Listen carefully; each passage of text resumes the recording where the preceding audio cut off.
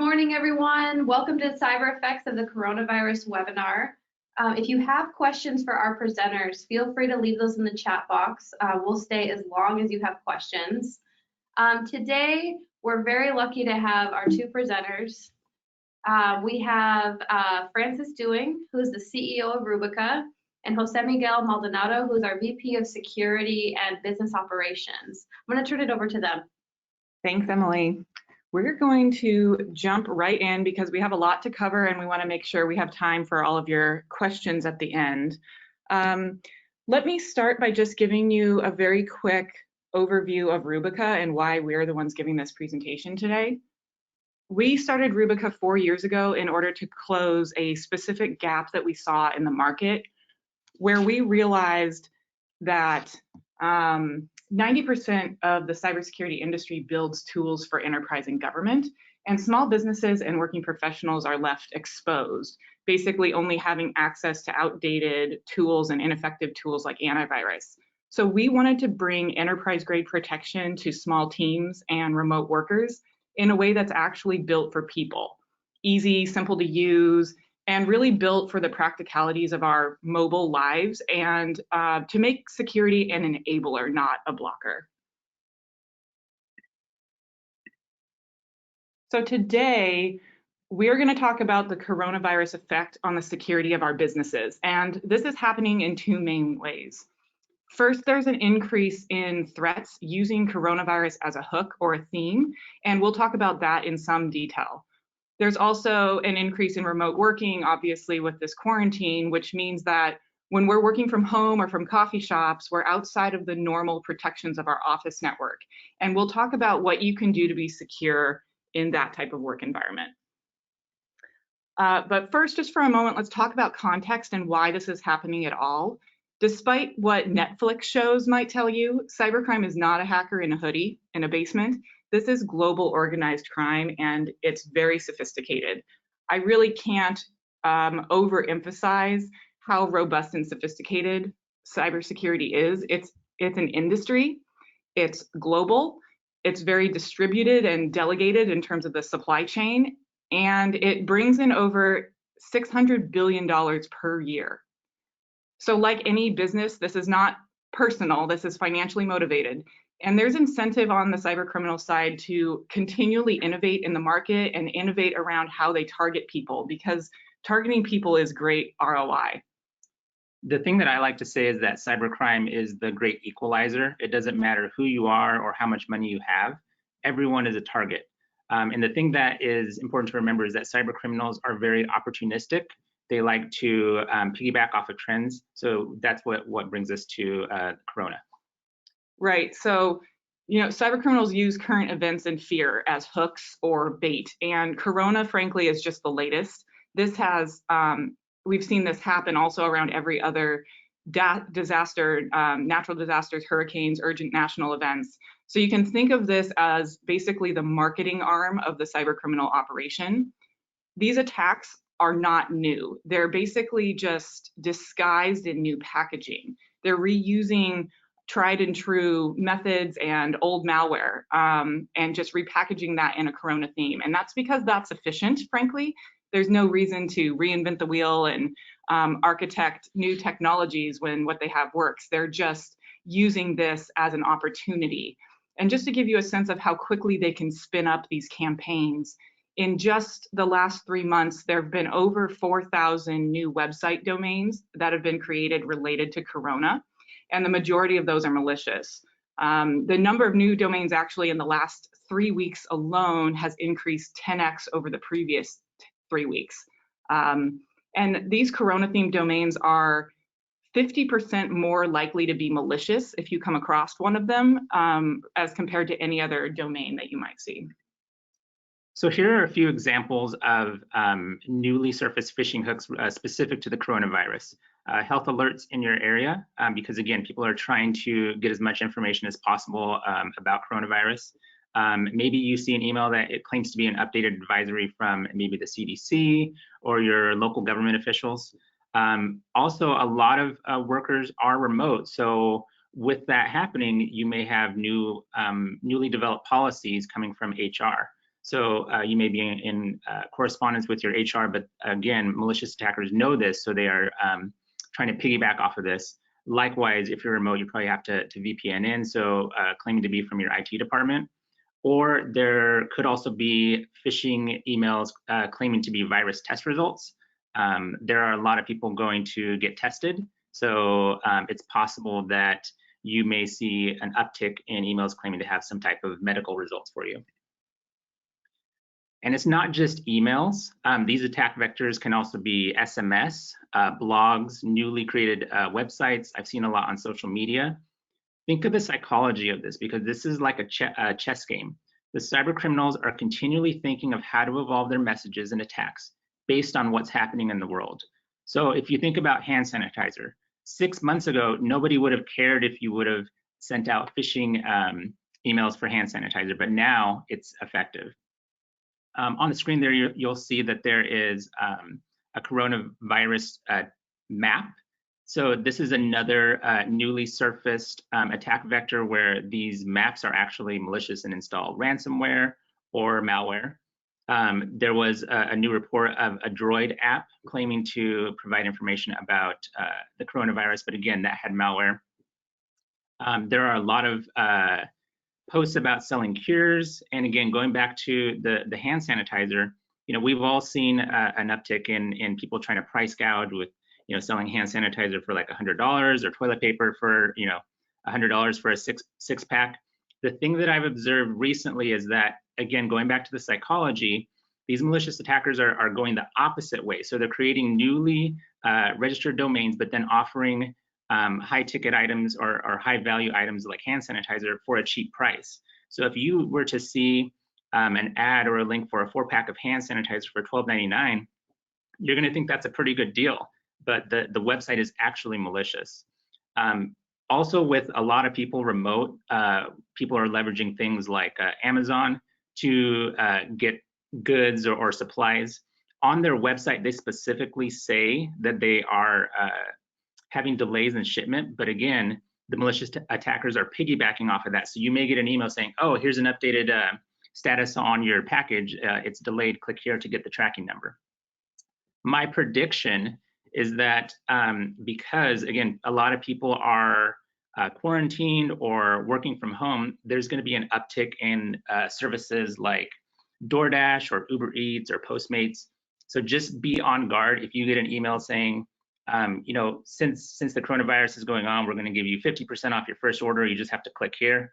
Just be a little suspect of that. The other prediction that I have is there are a lot of emails coming from utility companies or credit card companies with their response to the coronavirus.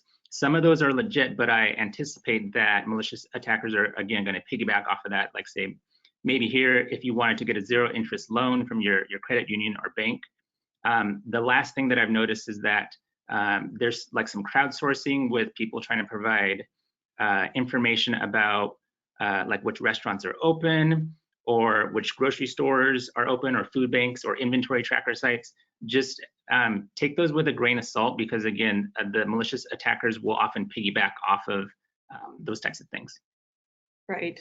And regardless of whether the bait starts with email, SMS, or blog, the message, the bait, is trying to get you to click a link, open an email, view an attachment maybe, download an app, enter login info or personal info in order to view something. And ultimately what's happening is your device is being infected with malware, or the info that you entered is being transmitted to malicious actors. There's a variety of malware types that we're seeing repackaged, everything from Trojans and rats, keyloggers, credential stealers, browser hijackers. And some of these can do things like take screenshots of your device, gain admin controls on your device, pull down other types of malware, redirect your searches, gain access to your accounts. And ultimately, the cyber criminals have a number of different ways in, tactics to get to your info, your accounts, and your devices. The scary part of this is that some malware doesn't even require interaction. So in the example here, this particular example demonstrates how if you have your Outlook or email client set to automatically download photos, there could just be a malicious payload in there which doesn't even require you to do anything.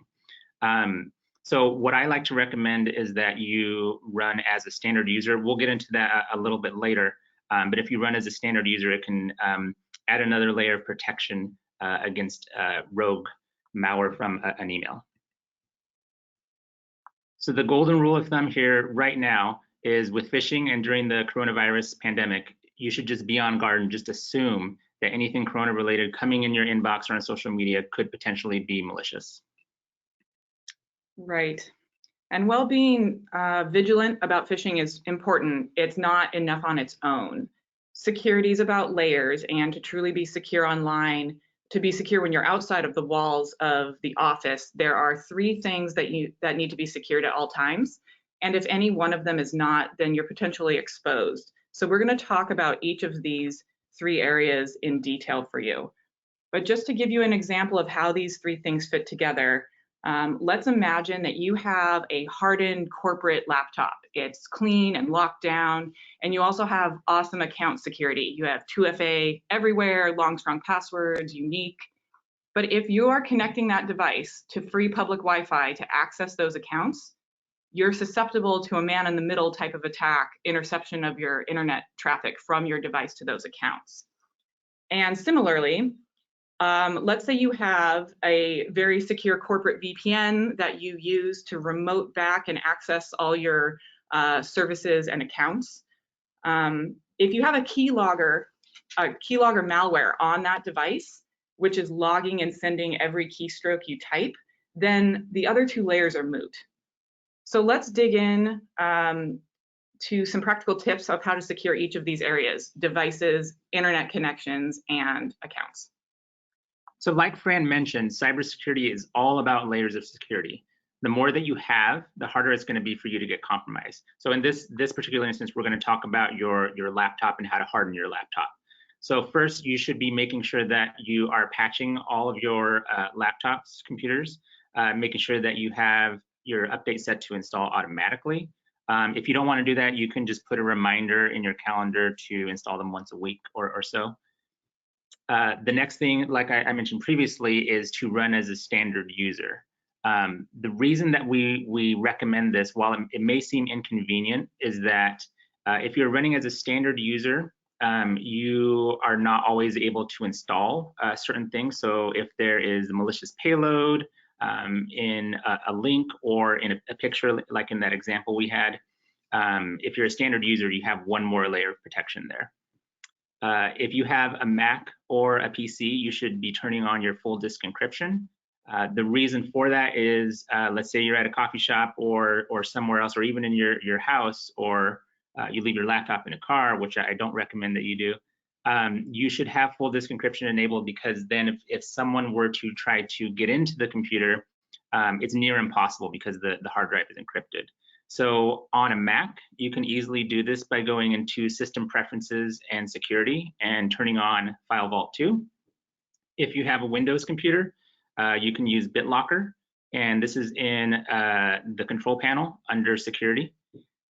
The next thing is you want to make sure that your data is backed up. So from a business standpoint, they recommend we recommend like a 3-pronged approach. But for personal users, I recommend a 2-pronged approach. So have one hardware and one cloud-based form of backups. If you're using an external hard drive, make sure that it's fully encrypted. If you're using a cloud service to back up your data, I would highly recommend that you check to make sure that they do not have the decryption key. And lastly, just make sure that you have your software firewalls enabled. It's a simple toggle switch. So on a Mac, it's in System Preferences. And again, on Windows, it's in your control panel under Security. And in terms of device security, we can't forget about our phones. We know that most people have the same phone for work and personal use. And at a minimum, most people at least get company email on their personal phone. The same phone that you use for your personal email, web browsing, Facebook, WhatsApp, etc. And this cross-functional use presents a cross-infection potential and increases the likelihood of compromise on that device. So if your device is infected while casual web browsing, and then you use that same device to access work email or documents, then both your personal and work worlds are at risk, even if you only do this occasionally. So some of the precautions that you can take, one is start by auditing the app permissions of all of the apps that you have downloaded on your phone. By default, when you download an app, it often has access to information and permissions that you might not be aware of. If you go into your settings and look at each app and what it's enabled to have access to, use common sense on what you allow and what you don't allow.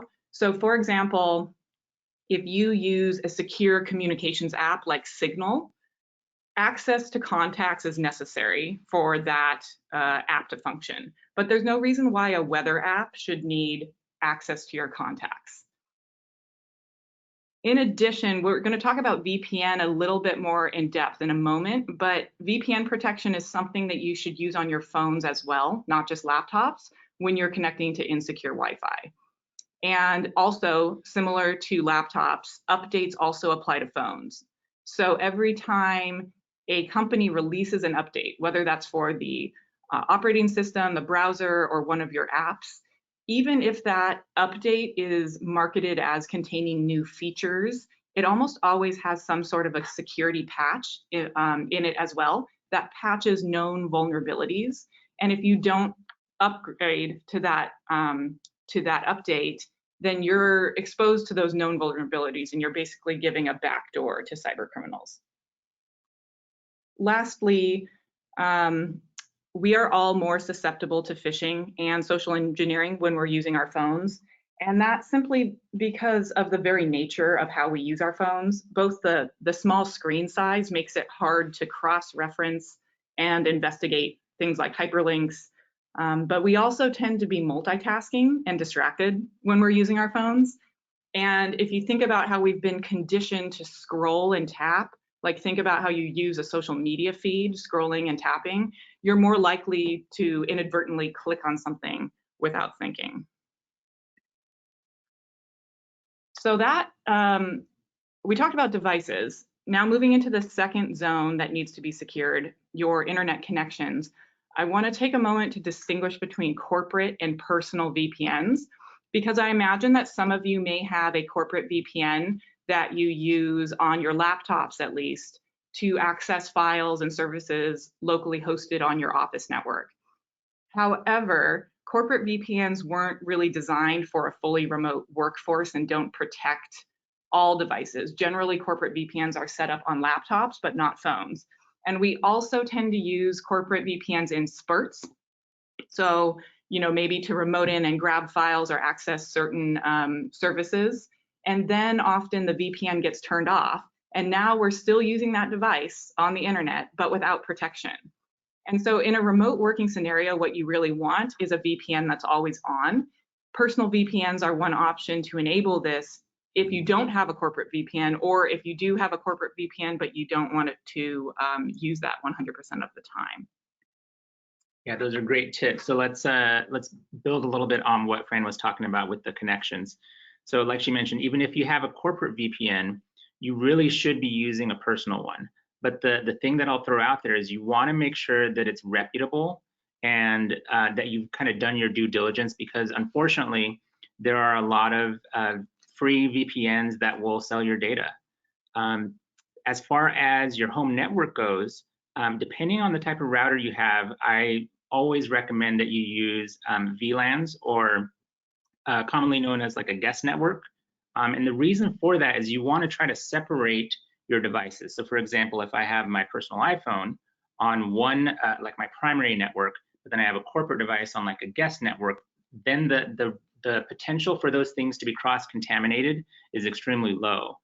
Additionally, I also recommend that if you have IoT devices, so like a doorbell or a thermostat or a camera, that should be on a separate network segment as well. Speaking of routers, if you have Comcast or another one of the big players, they like to try to make things convenient and put the login credentials on the router, which is That's not a good thing. You should be changing those default credentials so it's not admin. And also you should be updating your firmware. And the reason why you want to update your firmware is because cyber criminals are always actively exploiting vulnerabilities in routers. Recently, there were some Netgear Nighthawks that had some really big vulnerabilities and were actively being exploited. And even thinking back a few years ago to Mirai botnet back in 2016, the cyber criminals leveraged routers that had default credentials or out-of-date firmware to create their botnet. And lastly, you want to make sure that your Wi-Fi network, your WPA2 key, is unique, long, and strong. Don't make it the same password as your email or social media, or definitely not your banking password. All right, so for the next layer, protection layer 4, it's multi-factor authentication. So we've talked about devices and internet connections, but I feel like this one is extremely important. Multi-factor authentication is the most important and most effective thing you can do to secure your accounts at this layer. So what multi-factor authentication is, so if I log into my email and I put in my password, I'm then prompted for an additional form of authentication. So I may have like a hardware token, like a YubiKey, or an authenticator app like the Google Authenticator or Authy or Microsoft Authenticator. That just makes it a little bit harder for people to get into your account. So if there's a data breach and your password is exposed, you still have one more layer of security, like we talked about. The more layers you have, the better. If you have a Droid or an iPhone, you also want to make sure that you're locking down the accounts that are linked to that. So if you have a Droid, it has to be connected to a Google account, the Google Play Store. Likewise, if you have an iPhone, it has to be connected to iCloud to do certain things. You want to make sure that that's protected, because within those two areas, malicious attackers could not only get access to your devices, they can get access to your photos, your text messages, your contacts. Even worse, they could remotely wipe your device. So you want to make sure that that's buttoned up. If you do have to use your phone for two-factor authentication where they text you a code, you want to make sure that your actual cell phone is protected at the carrier level. So malicious attackers will often do what's called a SIM porting or port out scam, where they will try to capture your phone number, put it on a different hardware phone. In they're trying to get the two-factor codes to get into your account. So if I am a malicious attacker and I know someone's phone number, know who their provider is, I could impersonate and say, oh, I lost my phone. I need you to move my number to this new hardware. So the big companies like AT&T, Verizon, T-Mobile, if you look on their sites or give them a call, they have a way to add additional protection, like a PIN, to prevent those kind of port out scams. And lastly, just make sure you use it everywhere. Don't just put it on one account, put it everywhere, especially financial accounts. There is a great site called twofactorauth.org, which actually lists out most of the common sites, hundreds of sites, but it actually gives you instructions on how to enable it. So it's it'll walk you through enabling multi-factor on your accounts.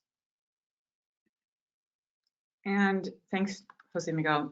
We know that this shift to remote work means that people need advanced cybersecurity more than ever. So in addition to the tips that we just gave you, I just want to take one moment to tell you how Rubica can help as well. In a nutshell, Rubica protects those three areas that we talked about: your devices, internet connections, and accounts. And we do that no matter where you connect from: Wi-Fi, cell, office, remote, on all your devices, laptops, tablets, and phones. We use VPN technology as the underlying base, but we also filter your data through our custom security stack, which has all the bells and whistles that a corporate security stack would have for automated protection. But what really sets us apart is our layer of human analysts. We have a SOC team of human analysts looking through the data to find patterns, anomalies, and threats, and to detect threats that automated protections frankly can't. And the reason that we have all of these layers in our security stack, including the humans, is that the fact that most malware now can evade automated detections. So real-time monitoring and threat analysis is required to stay ahead of modern threats. things like antivirus and anti-malware just aren't enough anymore. And this advanced type of monitoring and detection is traditionally only available if you work for a large corporation and when you're beyond or behind the protected corporate firewall, which none of us are now that we're working from home.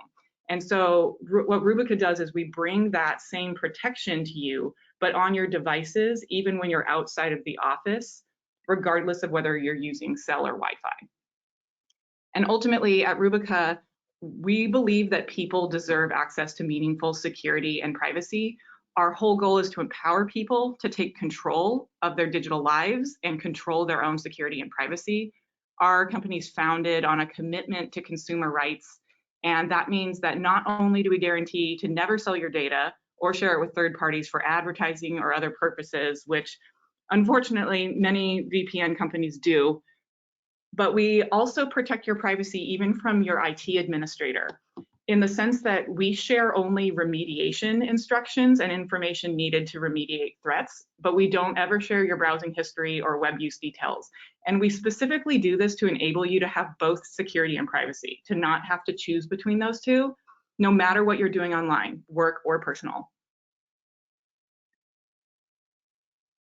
So while Rubica originally catered to individuals and families, we've organically seen a lot of interest from small business and working professionals. So we're officially launching a subscription plan for teams and small businesses. And we're launching this in conjunction with a new version of Rubica with a WireGuard VPN technology backend, which will make the Rubica app and network even faster and stronger. So we're very excited about that. You can sign up to be the first to know when this is available by going to get.rubica.com/teams. And we'll be letting people into the Teams plan on a rolling basis starting in early April. And you can save your spot in line via the waitlist. So those are all the prepared comments we have today, but we will stay on to answer all of your questions for as long as is needed. Awesome. Thank you so much, Francis and Jose Miguel. A couple of you have asked, we will be sharing the deck and the recording afterwards. So if you have friends and family, coworkers that also need this material, we'll be sending that out. So please write your questions in the chat box. I already see a few coming in. Okay, so here is the first one. This one's from Kavita. She says, I use a free VPN. Does it have the same security measures that Rubica has? That's a great question. So we're more than a VPN, because a standard VPN, it just creates a tunnel, but it doesn't protect you while you're in the tunnel. So common attack vectors such as phishing or malware or malicious sites, Rubica has those protections, a security stack to protect against that. But we also have the human analysts looking for strange behavior in your traffic that could potentially be dangerous. So the other thing to remember is like I mentioned earlier, typically anything free is probably selling your data. It's the golden rule that I like to live by is, if it's a free product, I am the product. So just keep that in mind when you are using a VPN. Perfect. And this next one's from Joshua. He says, wait, so how exactly does the team plan waitlist work? Right. So we're working doubly hard right now to launch this as soon as possible. We're expecting that to be in early April, like I said. The way this works is you join the waitlist by clicking, going to the link on the screen, get.rubica.com/teams. Enter your info, and then we'll be letting people in on a rolling basis. So the sooner that you reserve your spot, the sooner you get access. And the moment it's available, we'll send you an email with instructions on how to download and use the product, and then get it for your whole team. So expect us to reach out to you in early April. Perfect. And this next question is from Elliot. He's asking, is there any program available for individual clients right now? Yes. So that's what Rubica was founded originally for, is to bring advanced cybersecurity to all individuals. So we will also, in addition to the team plan, also have an individual plan. You can sign up for that on our website and also in the app stores during the same time frame as the team launch. Perfect. This next question is from Kimberly. She says, I have antivirus and use Apple products. Doesn't that protect me? So there is back in the day, people would say Macs and iPhones, they can't get hacked. The truth of the matter is that that's simply not true. Macs and Apple devices, they do have malware. We've discovered that, over the years, it's something like 280% increase in malware targeting Apple and Mac devices. And unfortunately, antivirus simply just isn't enough. It's not cutting it. It's not sophisticated enough. Like Fran mentioned on an earlier slide, I think it was like 93% of malware can evade detection, and it just continually changes. It's polymorphic. So you need more than that to keep your Mac and Apple devices safe. Yeah, the limitation of antivirus is that it's predicated on knowing what the threat is. There needs to be a rule that identifies this thing is bad, block it. And like Jose Miguel said, a lot of malware is crafted to be able to evade detection, and it doesn't even live on the device anymore. It's fileless. It's really using more command and control forms of threat vectors. And so the only way to detect that is to do network layer monitoring, detection, and response, which is what enterprise cybersecurity is all about. Makes perfect sense. So this next question is from Marco. He's asking, this sounds great, but how do I know you won't sell my data? I always appreciate when people ask that question, because we should be asking that about every product that we use. At Rubica, at our core as a company, our whole company is founded on consumer rights and the right to privacy and security. And we're so confident that we will never make our business model about selling people's data that we baked it into our own terms of service with every Rubica user. So we've actually tied our own hands to that promise with a clause in our legal terms that says that we will owe you triple damages if we ever sell your data to any third party. Perfect. Okay, this next question is from Urja. They want to know, okay, being in tech, I understand the seriousness and impact of cybercrime happening via email, SMS, spam, fake stuff via WhatsApp. However, not many of my extended family members understand this. What's the best way to educate our family members to not trust fake messages and keep forwarding to groups themselves? Yeah, I mean, I also have elderly family members that consistently fall for whatever the latest phishing and social engineering attacks are. I think, part of it is going back to this layers of security. Definitely education and teaching people to be aware and not click on things is part of that, but also the more segmentation and the more layers you put in place, the better safety nets you'll have. So, for example, for my parents, I've actually set them up with a completely different device that they use for banking. They're not allowed to do anything else on that device but access their bank accounts. And that's my way of just reassuring that, there's no cross-infection potential, that even if I can't completely control whether they're going to click on something in their email, that's not on the same device that they use to access their bank accounts. I don't know if you have anything else to add. No, I think that's really good. And likewise, even for my folks, my dad loves to, he's a very kind person, so he just assumes that people's intentions are good, which unfortunately you have to kind of be suspect, because that goes back to the psychology that I was talking about, where these cyber criminals, they will play on your kindness, they'll play on your fear. So it's like Fran mentioned, just educating, putting layers of security. I think those are the best things that you can do. Okay, perfect. This next question is from Peter. He says, if Rubica is protecting me from bad websites URLs, then does that mean your company has a record of those going through your security stack? Does this mean you can be subpoenaed? Great question. So we only keep, so the short answer is yes, our cyber SOC is seeing the domains that your device is reaching out to, but that is not tied to you as a person. We actually have a way to anonymize that internally. So even the humans in the SOC that are doing the analysis on that, they don't know who you are. You have a random identifier. We also only keep that data for the time period needed to do the analysis. It is removed from our system in usually it's 14 days, never longer than 30. And we're actually trying to, that's part of what we work on, is to get that down to even less than a week. So, the short answer is that we're required, like every other company, to respond to subpoenas, but we frankly wouldn't have anything to give when it comes to your browsing data. Okay, perfect. This next question is, it's great. How does Rubica work? You know what? I actually have a slide to click to make this a little bit of a simpler answer. I was expecting someone to maybe ask this. So how Rubica works from a user perspective is you download the Rubica app on all of your devices. So laptops, tablets, phones, and what it does is it creates a click-through VPN installation. So from the user perspective, you just have an app, it has a user interface, you turn it on, it runs in the background. But what it's doing is it's routing your device traffic through our security stack.